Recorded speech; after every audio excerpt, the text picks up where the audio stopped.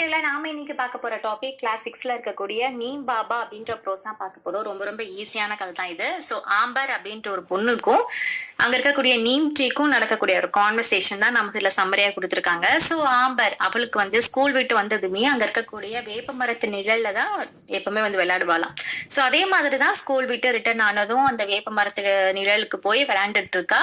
So அப்போ உட்காந்துட்டு இருக்கலாம். ஸோ உட்காந்துருக்கும் போது இவளுக்கு யாரும் ரொம்ப அமைதியா அதை முணுமுணுத்து பேசுவாங்க தெரியுமா, அந்த மாதிரி கூட சத்தம் கேக்குது. இவ வந்து உன்னிப்பா பார்த்தா அந்த இருக்கக்கூடிய அந்த நீம் ட்ரீ வந்து இவகிட்ட பேசுற மாதிரி இருக்கு. ஸோ இவளும் வந்து மரத்துக்கிட்ட வந்து பேச ஆரம்பிக்கிறேன். ஸோ இப்ப வந்து இவங்க நடக்கிற 2 பேருக்குள்ள கான்வர்சேஷன் பார்ப்போம்.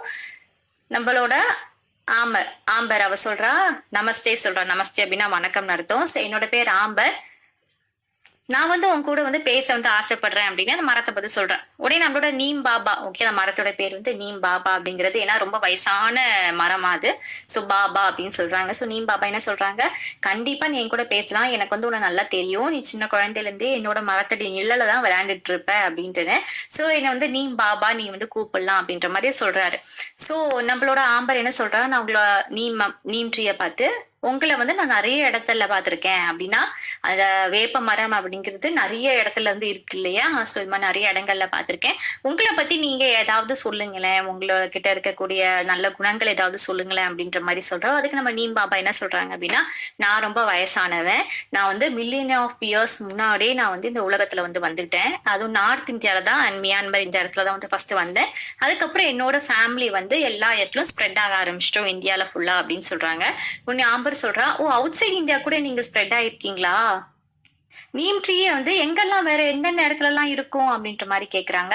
உடனே நம்மளோட நீம் பாபா என்ன சொல்றாங்க அப்படின்னா, என்னோட ஃபேமிலி வந்து நிறைய இடங்கள்ல வந்து காணப்படும். ஏசியால பார்க்க முடியும், ஆப்பிரிக்கன் கண்ட்ரீஸ்ல எங்களை பார்க்க முடியும், அண்ட் சில பார்ட்ஸ் ஆஃப் அமெரிக்கால கூட எங்களை நீங்க வந்து பார்க்கலாம் அப்படின்னு சொல்றாங்க. உடனே நம்மளோட ஆம்பர் கேக்குறாங்க, உங்களுக்கு என்ன மாதிரி பேர்லாம் இருக்கு, இந்த பேர் உங்களுக்கு வந்து நீம் அப்படின்ட்டு எப்படி வந்துச்சு அப்படின்ற மாதிரி வந்து கேள்வி கேட்கிறா. உனக்கு நீம் பாபா என்ன சொல்றாருன்னா, என்னோட பேர் வந்தது வந்து ஒரு இன்ட்ரெஸ்டிங்கான ஒரு ஸ்டோரி. நான் வந்து பிறந்த இடம் அப்படிங்கிறது இந்தியா தான். ஸோ நம்ம நீம் ட்ரீ வந்து முதல்ல இந்தியால தான் வந்து இதாச்சு, சரியா. ஸோ இந்தியா தான். ஆனா எனக்கு சான்ஸ்கிரிட்ல வந்து என்னோட பேரை வந்து ஹர்ஷிதா அப்படின்னு வைக்கிறாங்க. ஹர்ஷிதா அப்படின்னா என்னன்னா, ஒன் ஹூ கியூர் டிசீஸ், ஒரு நோயை வந்து குணப்படுத்துற ஒண்ணு அப்படின்னு அர்த்தம். அது மட்டும் இல்லாம எனக்கு வந்து நிம்பகா அந்த மாதிரிலாம் வந்து கூப்பிடுவாங்க. அண்ட் இரேனியன்ஸ் தான் வந்து என்னை வந்து நீம் அப்படின்ற மாதிரி வந்து கூப்பிட வந்து ஸ்டார்ட் பண்ணாங்க. ஹிந்தியில வந்து என்னோட பேர் வந்து நிம் அப்படிங்கிறது.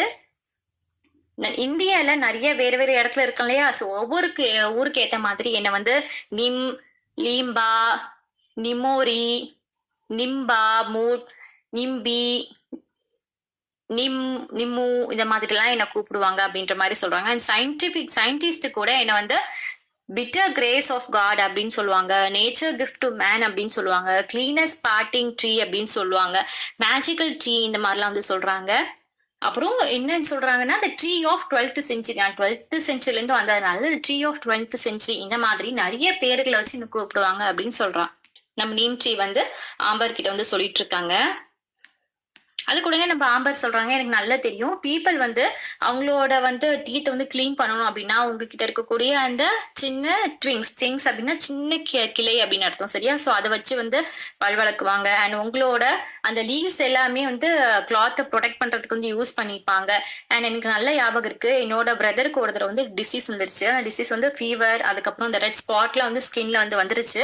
ஸோ டாக்டர் என்ன சொன்னாங்க அப்படின்னா, இந்த லீவ்ஸ் இருக்கு இல்லையா, வேப்ப மரத்து இலைகள் எல்லாருமே பறிச்சு எடுத்துட்டு போய் பெட்டுக்கு கீழே வச்சுட்டு அது மேல படுக்க சொல்லுங்க, கண்டிப்பா வந்து சரியாயிரும் அப்படி மாதிரி சொன்னாங்க. ஏன் அப்படி சொன்னாங்க அப்படின்னு வந்து நம்மளோட ஆம்பர் வந்து நம்ம நீம் பாபா கிட்ட கேக்குறா.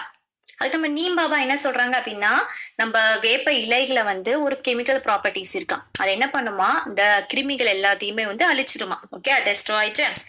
ஸோ மியூசல்ஸ், அதாவது மியூசல்ஸ் அப்படிங்கிறது ஒரு டிசீஸோட பேரு. ஸோ இது வந்து ஒரு இச்சினஸ் தரக்கூடிய, நம்ம உடம்பு ஃபுல்லா ஒரு இச்சினஸ் சொரியல் வந்து எடுக்க ஆரம்பிச்சிடும்.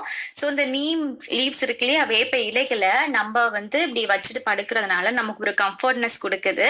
அண்ட் அந்த கிருமிகள் வந்து வளர விடாம வந்து இந்த வேப்ப இலைகள் வந்து கண்ட்ரோல் பண்ணுது. இதனாலதான் நம்ம அப்படி சொல்லியிருக்காங்க. அண்ட் இலைகள் மட்டும் கிடையாது, அந்த மரத்தோட பட்டை, மரத்தோட பூ, மரத்தோட காய் இருக்கு இல்லையா, அது மரத்தோட வேறு, வேப்ப மரத்துல இந்த மாதிரி எல்லா பொருட்களுமே ஒரு மெடிசினல் பர்பஸ் தான். எல்லாமே டிசீஸை குணப்படுத்தக்கூடிய ஒரு மருந்தா தான் இருக்கு அப்படின்ட்டு நம்மளோட நீம் பாபா வந்து சொல்றாங்க.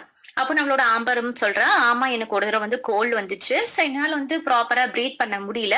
என்னோட பாட்டி என்ன செஞ்சாங்கன்னா எனக்கு வந்து சரிப்படுத்தினாங்க. அது எப்படின்னா ஒரு மருந்து கொடுத்தாங்க. அந்த மருந்து வந்து இந்த வேப்பம் பட்டைன்னு சொல்லுவாங்க இல்லையா, சோ அதால ஆன மருந்து கொடுத்தாங்க. எனக்கு சளி சரியா போச்சு அப்படின்ற மாதிரி சொல்றாங்க. அண்ட் இன்னொரு தடவை வந்து என்னோட அப்பா வந்து இந்த கண்ணுல வந்து ஒரு மாதிரி இச்சிங் ஏற்படுது அப்படின்னு சொன்னாங்க. சோ பாட்டி வந்து அந்த வேப்ப மரத்தோட பூவை எடுத்துட்டு போய் காஜல் பண்ணி கொடுத்தாங்க. அந்த காஜல வந்து எங்க அப்பா போட்ட சில நாள்ல அந்த இச்சிங்கும் வந்து சரியாயிடுச்சு அப்படின்னு சொல்றாங்க. உடனே சொன்னதுமே நம்மளோட நீம் பாபா என்ன சொல்றாங்கன்னா, ஆமா உங்க பாட்டி செஞ்செல்லாம் கரெக்ட் தான். இன்னொரு விஷயம் என்ன அப்படின்னா, இந்த மாதிரி ரெமெடிஸ் எல்லாமே நம்ம எடுத்ததுமே வந்து பண்ணக்கூடாது. நல்லா நான் அந்த பர்சன்ஸ் எல்லாம் எக்ஸ்பீரியன்ஸ் ஆகி யூஸ் பண்ணிருப்பாங்க இல்லையா, சோ இந்த பர்சன் எடுத்து கொடுத்தா மட்டும் தான் நம்ம வந்து பண்ணணும். இதுக்கு ப்ராப்பர் ப்ரொசீஜர் எல்லாம் கூட இருக்கு. இந்த மாதிரி எல்லாருமே எல்லாம் எடுத்து பண்ணிடக்கூடாது அப்படின்னு மாதிரி சொல்றாங்க. ஒரு அட்வைஸ் ஒண்ணு வந்து பண்றாங்க. உடனே நம்மளோட ஆம்பர் கேக்குறா, சரி இது எங்களுக்கு மட்டும் தான் யூஸ் ஆகுதா, இல்லைன்னா ஃபார்மர்ஸ்க்குமே இது ஏதாவது யூஸ் இருக்கா, வேப்ப மரத்தினால வேப்ப மரம் சார்ந்த பொருட்களால ஃபார்மர்ஸ்க்கு விவசாயிக்கு ஏதாவது யூஸ் இருக்கா அப்படின்னு கேக்குறா. உடனே நீ பாபா சொல்றாங்க, கண்டிப்பா ஆமா. அந்த வேப்ப மரத்து சீட்ஸ் எல்லாம் இருக்கு இல்லையா, விதைகள், அது எல்லாமே எடுத்துட்டு போய் வாட்டரோட நல்லா மிக்ஸ் பண்ணிட்டு ஸ்ப்ரே பண்ணி விடணுமா. ட்ரீஸ் பிளான்ஸ் எல்லாம் ப்ரே பண்ணி விட்டுட்டோம் அப்படின்னா அந்த சின்ன சின்ன பறக்கிற பூச்சி எல்லாம் இருக்கு இல்லையா, அது வந்து கிராப்ஸ் எல்லாமே டேமேஜ் பண்ணும். ஸோ இந்த மாதிரி அந்த பறக்கிற பூச்சிகளை, கிராப்ஸ் வந்து டேமேஜ் பண்ணக்கூடிய பூச்சிங்களை வந்து கொல்றதுக்கு அது ரொம்பவே யூஸ்ஃபுல்லா இருக்கும். ஏன்னா அது ஒரு கசப்பு சுவை இருக்கும்.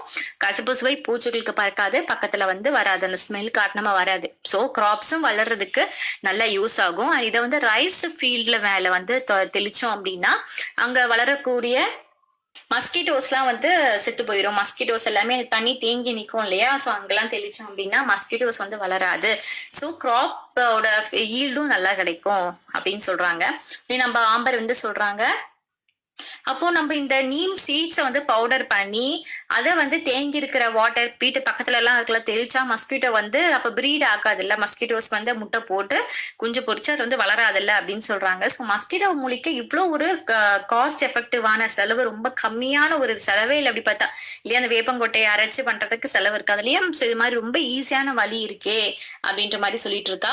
நம்ம நீம் பாபா என்ன சொல்றாங்க அப்படின்னா, இது மட்டும் கிடையாது, நம்ம நீம் ஆயில் இருக்கு இல்லையா, வேப்ப மரத்துல இருந்து எடுக்கக்கூடிய அந்த ஆயில், ஸோ அதுவுமே வந்து நிறைய சோப் தயாரிக்க, டூத் பேஸ்ட் எல்லாம் தயாரிக்க யூஸ் பண்ணிட்டு இருக்காங்க. அண்ட் நிறைய பேர் வந்து இந்த நீம் மரத்துல வந்து ஃபர்னிச்சர்ஸ் எல்லாமே வந்து பண்ணுவாங்களாம். எப்படி பண்றதுனால அங்க இருக்கக்கூடிய அந்த டெர்மிட்ஸ் எல்லாம் இருக்கு இல்லையா, அந்த கரையான்லாம் வந்து அந்த மரத்தை வந்து பர்டிகுலர் மரத்தை அரிக்காது, ஏன்னா அது வந்து கசப்பு சுவை வாய்ந்தது. அதனால நிறைய பேர் ஃபர்னிச்சர் எல்லாம் வந்து பண்ணுவாங்க. ஸோ நீம் அப்படிங்கிறது நம்மள ஏரை வந்து காத்த பியூரிஃபை பண்ணக்கூடிய ஒரு பொருளாவும் இருக்கு அப்படின்ட்டு பேசி முடிக்கிறேன். ஸோ எங்களோட கான்வர்சேஷன் நீம் பாபா அண்ட் ஆம்பரோட கான்வர்சேஷன் முடியுது. ஸோ ஒன்றும் கிடையாது, நீமோட ஹெல்த் பெனிஃபிட், அதனால என்ன பயன்கள் எல்லாமே வந்து நம்ம மரமே வந்து பேசின மாதிரி தான் இந்த கதை வந்து இருக்கும். ரொம்ப ஈஸியான கதை தான். ஸோ நம்ம நெக்ஸ்ட் கதையில நம்ம பார்ப்போம். தேங்க்யூ.